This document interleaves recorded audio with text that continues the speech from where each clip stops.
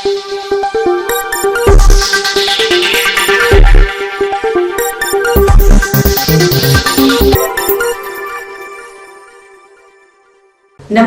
Telangana 24 news కి స్వాగతం. మన తెలంగాణ మన వార్తలు. నేను సంధ్య.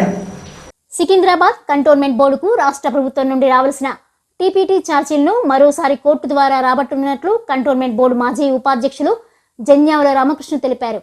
మహీంద్రా హిల్స్ లోని తన కార్యాలయంలో గురువారం నిర్వహించిన విలేకరుల సమావేశంలో ఆయన మాట్లాడుతూ రాష్ట్ర ప్రభుత్వం కంటోన్మెంట్ అభివృద్ధికి ₹1 కూడా విడుదల చేయలేదని ఆరోపించారు. గత బీఆర్ఎస్ ప్రభుత్వం, ప్రస్తుత కాంగ్రెస్ ప్రభుత్వం కూడా కంటోన్మెంట్ ప్రాంతాన్ని నిర్లక్ష్యం చేశాయని విమర్శించారు. గతంలో కోర్టు ఆదేశాలతో సుమారు ₹100 కోట్ల టీపీటీ ఛార్జీలు రాబట్టగలిగామని, ప్రస్తుతం బకాయిల వసూళ్ల కోసం కంటెంప్ట్ పిటిషన్ దాఖలు చేయగా కోర్టు ఈ వ్యవహారంపై సీరియస్ గా స్పందించిందని తెలిపారు. రాష్ట్ర ప్రభుత్వ ఆర్థిక శాఖ ప్రత్యేక ప్రధాన కార్యదర్శి సందీప్ కుమార్ సుల్తానియాను తదుపరి విచారణలకు స్వయంగా హాజరు కావాలని కోర్టు ఆదేశాలు జారీ చేసిందని వెల్లడించారు.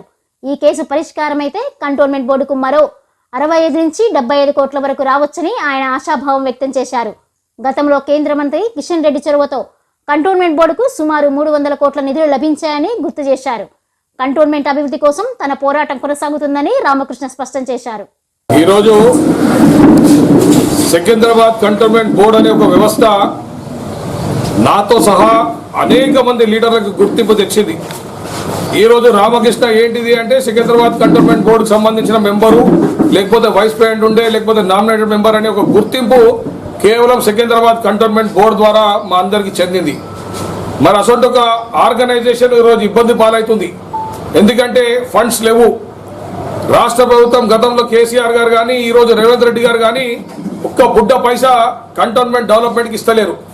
మరి ఇవన్నీ దృష్టిలో పెట్టుకొని కంటోన్మెంట్ బోర్డు ఫైనాన్షియల్ పరిస్థితి బాగలేదని కొంతమంది ఉన్నత అధికారులు మా దృష్టికి తీసుకురావడం జరిగింది. మరి దాంట్లో భాగంగా ఏవైతే గతంలో మేము ఒకసారి కోర్టుకు పోయి టీపీటీ ఛార్జెస్ దాదాపు 100 కోట్లు వసూలు చేసినామో, మరి ఈరోజు కూడా ఆ ఛార్జెస్ అన్ని కూడా ఈరోజు రేవంత్ రెడ్డి గారి ప్రభుత్వం కూడా ఇస్తలేదని కోర్టుకు పోవడం జరిగింది. నేను ఇటీవల ప్రెస్ మీట్లో కూడా మీకు అందరు కూడా వెల్లడించిన దాంట్లో కంటెంప్ట్ ఆఫ్ కోర్ట్ వేసిన అని, దాంట్లో చాలా సీరియస్గా ఆర్డర్ వచ్చిందని. మరి ఈరోజు ఆర్డర్ వచ్చింది.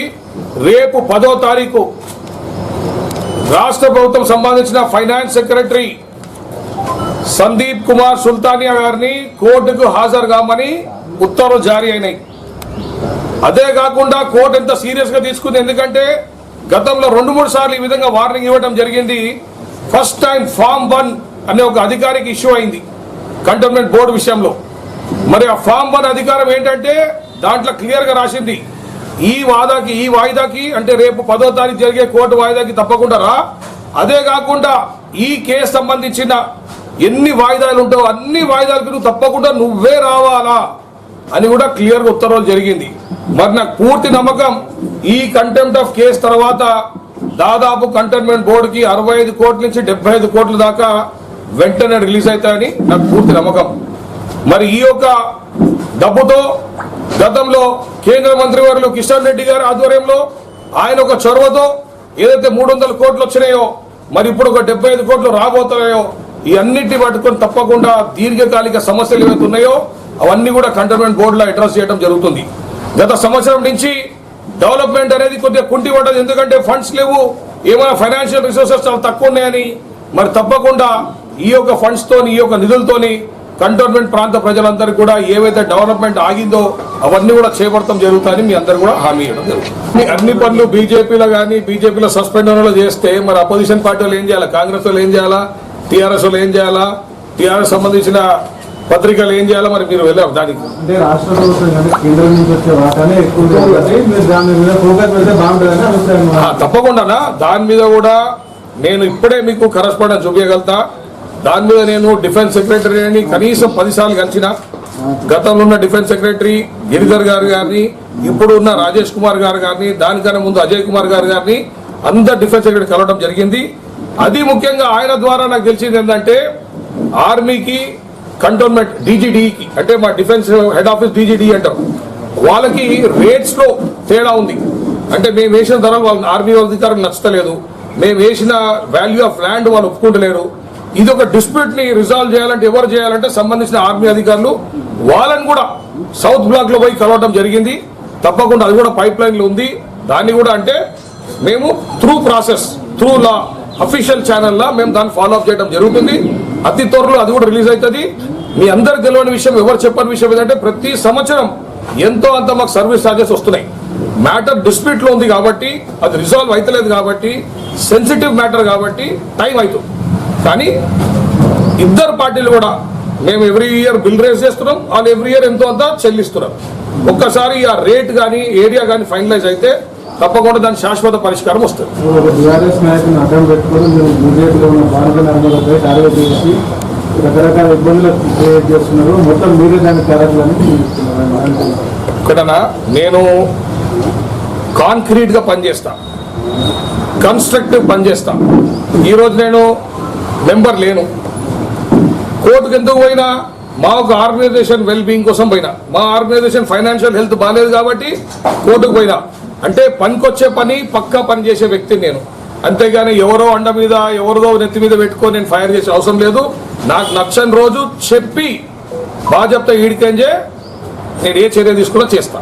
నా తత్వం అది, నా మెంటాలిటీ అది. నేను constructive work and concrete work చేస్తా, పక్కా పని చేస్తా. నాకు నచ్చని రోజు చెప్పి పక్కా పని చేస్తా. ప్రాసెస్ నడుస్తుంది. నేను దాని మీద మాట్లాడడానికి లేదు. ఎందుకంటే క్రమశిక్షణ కమిటీకి వాళ్ళు చెప్పడం ఒక సూచన ఇచ్చిండ్రు. దాని ప్రకారం నేను రిప్లై కూడా ఇచ్చిన. వాళ్ళు యాక్షన్ అతి తొందరలో తెలుస్తుంది.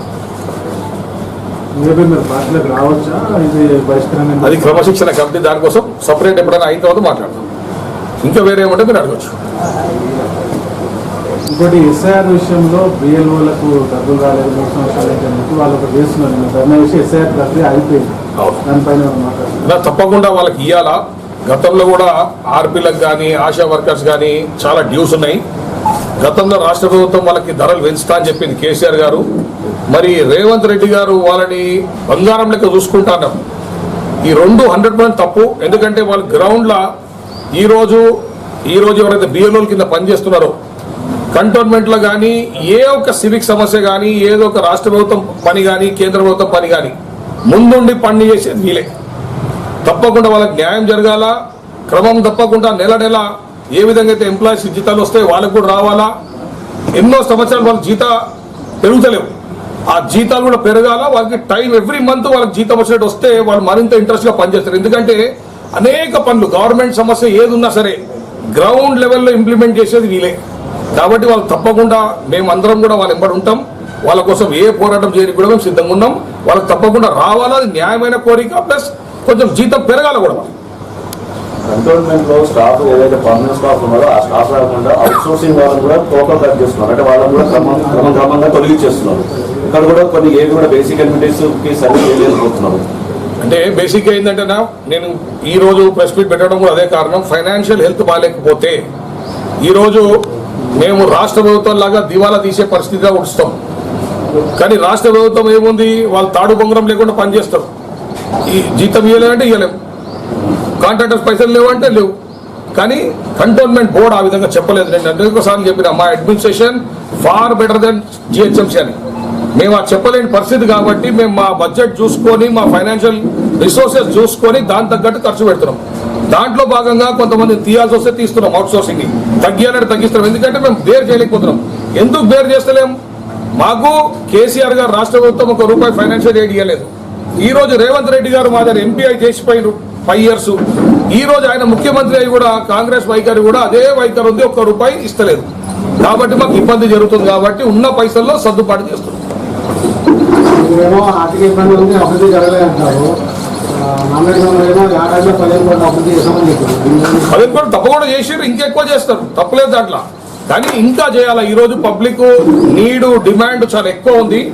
ఆ ఎక్కువకి ఇప్పుడు అన్న అడిగిండు కొన్ని సర్వీసెస్ తగ్గినాయని, కొంత స్టాఫ్ తగ్గిరని. అవన్నీ కూడా కంప్లీట్ కావాలా. ఇంకా మరింత మెరుగైన సర్వీసెస్ కావాలా. ఇంకా డెవలప్మెంట్ అనేది శరవేగంగా పనిచేయాలని ఈ విషయం చెప్తుంది. కంటోన్మెంట్ లో కొంతమంది మేధావులు త్వరలోనే అంటే సంవత్సరం కావచ్చు, సంవత్సరాలు కావచ్చు, కాలక్రమేణా మెర్జ్ అయిపోతున్నది అనేది టీవీ కబుర్ చెప్తున్నారు. అది వాస్తవం అంటారా, దానిలో నిజం ఉందంటారా? అది చెప్పినోని పట్టి ఉంటది. నేనైతే చెప్పలే మాట. మీరు మేధావు అని అందరూ అనుకుంటారు. నేను అనుకోవట్లేదు. కానీ అది ఇంకా చాలా దూరం ఉందన్న. ఆ నిర్ణయం కేంద్ర ప్రభుత్వం తీసుకోవాలా, మరీ ముఖ్యంగా రక్షణ శాఖ తీసుకోవాలా. రక్షణ శాఖకి సెన్సిటివ్ మ్యాటర్, ఎందుకంటే ఆర్మీతో డీల్ చేసే ప్రతి ఒక్క విషయం చాలా సెన్సిటివ్ ఉంటుంది. దానికి 100 సార్లు ఇఫ్ అండ్ బట్స్ అన్ని కూడా ఆలోచన చేసి చేయాలా. మరి అది ఒక ప్రక్రియ నడుస్తుంది, మరి ఎప్పుడు తెలుస్తుందో తెలియదు. చిక్కుముడి చేస్తున్నారు అయిపోతుంది అనేది అంటున్నారు. చెప్పిన వాళ్ళకి ఏమైనా అండర్స్టాండింగ్ ఉంది కానీ నాకు మటుకు ఐడియా లేదు. బాణక స్వరూపమైన వ్యక్తి మీరు చేయబట్టే ప్రెస్ మీట్ పెట్టిందని కొందరు ఆరోపిస్తున్నారు. దానికి తోడు సిబిఐ విచారణ జరిగినప్పుడు మీరు పూర్తిగా బాణకకు సహకరించిందో అందువల్లనే బయటకు వచ్చిందని వాళ్ళు అతను చెప్తుంది. అది వాస్తవమంటారా? అది మీరు మల్లికార్జున్ బాగా చెప్పగలుగుతాడు, నేను చెప్పలేను ఆ విషయంలో. కానీ చరిత్ర ఎవరు మార్పలేదు, చరిత్రను ఎవరు కూడా చూసి పారేయలేదు. History always remains like that. ఈ రోజు ఒకటి వచ్చి చెప్పినా చెప్పకపోయినా వాళ్ళ ఇంట్లోనే సాక్ష్యం ఉంటుంది, లేదా వాళ్ళ మనస్సాక్షి ఉంటుంది. కొంతమంది మనస్సాక్షి సంపుకొని అబద్ధం చెప్పవచ్చు, లేదు మిస్గైడ్ చేయడానికి అబద్ధం చెప్పచ్చు, కానీ history will definitely remain as a history. So నా కాంట్రిబ్యూషన్, నా సర్వీసెస్ ఎవ్వరు కూడా ఎవడో అబద్ధం చెప్పినంత మాత్రం మార్చిపోవు. తప్పకుండా ఒకవేళ పనిచేసి ఉంటే డెఫినెట్గా ఆ హిస్టరీ అట్లా ఉంటుంది, వాళ్ళ మనస్సాక్షికి అయితే తెలుస్తుంది. ఆర్కే గారు మీకు కంటోన్మెంట్లో ఏమైనా కక్ష ఏమైనా ఉందా, కోపం ఏమైనా ఉందా? నాకు ఎవ్వరి మీద ఎటువంటి కోపం లేదు. ఏ కోపతాపం లేవంటున్నారు. ఒక వ్యక్తి మీద పని కట్టుకొని మహారాష్ట్ర ఉన్నత న్యాయస్థానంలో ఒక బిల్ వేయడము, తెలంగాణ ఉన్నత న్యాయస్థానంలో ఒక బిల్ వేయడము, 34 కంటోన్మెంట్ 2006 యాక్ట్ 34లో కూడా ఇలాంటి వస్తువులు ఉన్నాయి, నేను ఎందుకు యాక్షన్ తీసుకోవాలని కూడా పదే ప్రోత్సహిస్తున్నారని మీ పైన ఆరోపణలు ఇస్తుంది. ఇది వాస్తవం అంటే మీరు కూడా న్యాయాలు తెలుసుకోవాలా. కాబట్టి మీరు మిమ్మల్ని అడగాల్సి వస్తుంది. చెప్పేటోనికి బుద్ధి లేదు, మనమైనా దాన్ని విశ్లేషణ చేసుకోవాలి. మహారాష్ట్రలో తెలంగాణ ఉన్న వ్యక్తి ఏ విధంగా కోర్టు కేసు వేస్తాడు? మహారాష్ట్రలో తెలంగాణ ఉన్న వ్యక్తి ఏ విధంగా కోర్టు కేసు వేస్తాడు? హైకోర్టులో ఏ విధంగా లోకల్ స్టాండింగ్ ఉంటుంది? తెలంగాణ హైకోర్టు లేవా? చెప్పేటోడు మిడిమిడి జ్ఞానంతో చెప్తాడు. ఒకటి అయితే పూర్తి అవాస్తవాలన్నా, ఎప్పుడైతే నాకు నచ్చకపోతే డంకా బజాయించి ఈడికెంజే వారు చేస్తా ఓపెన్. నేను ఈరోజు రాష్ట్ర ప్రభుత్వం పెద్దోడా? నువ్వు చెప్పిన 3-4 పేర్లు రాష్ట్ర ప్రభుత్వం కానీ పెద్దోలా? కేసీఆర్ ముఖ్యమంత్రి ఉన్నప్పుడు ఆయన కానీ పెద్దోడు అప్పుడు ఉన్నాడు. ఇలా రేవంత్ రెడ్డి ముఖ్యమంత్రి, ఆయన కానీ పెద్దోలా? వాళ్ళతోనే కొట్లాడే వీడెంత నచ్చకపోయినప్పుడు. ఇప్పుడు దేవుడి దగ్గర ఏం లేదు, ఉంటే తప్పకుండా చెప్పి మరీ చేస్తాం. ఇంటర్నల్ వాళ్ళకి జరుగుతుంది, నాకైతే ఏం లేదు. ఆశ్రయించలేదు తెలంగాణ ఉందని మీరు అంటారు, కానీ తెలంగాణ కోర్టు ఉన్నత న్యాయస్థానానికి ఆశ్రయించడాన్ని అనుకోవచ్చు. అన్న ఇప్పుడు నేను కోర్టు కేసు వేసిన, నా పేరిడ అన్నిట్లో ఉంది, అవునా కదా? నా పేరు ఉంది పిటిషనర్ అని, లేదా రెస్పాండెంట్ అని ఉంటుంది, రైట్? నా పేరు ఉంది, అట్లే మన పేరు చూపెట్టమనండి, అట్లే మన పేరు చూపెట్టమనండి. ఈరోజు సూర్యుడు వచ్చిండు నేనే తెచ్చినా, గాలి వచ్చింది నేనే తెచ్చినా అని కొంతమంది. చీమ కొడితే రామకృష్ణ కుట్టించాడనా? చీమ వచ్చి కుట్టింది రామకృష్ణ చేయించిండు. సూర్యుడు వచ్చిండు నేనే తీసుకొచ్చిన, సూర్యుడు రాత్రి నేనే తెచ్చిన, రాకపోతే జల్దీ రా అని చెప్పినా అంటే నమ్మసంఖ్య ఉండాలా? ఇవి న్యూస్ అప్డేట్స్. మరిన్ని అప్డేట్స్ కోసం చూస్తూనే ఉండండి తెలంగాణ 24 న్యూస్.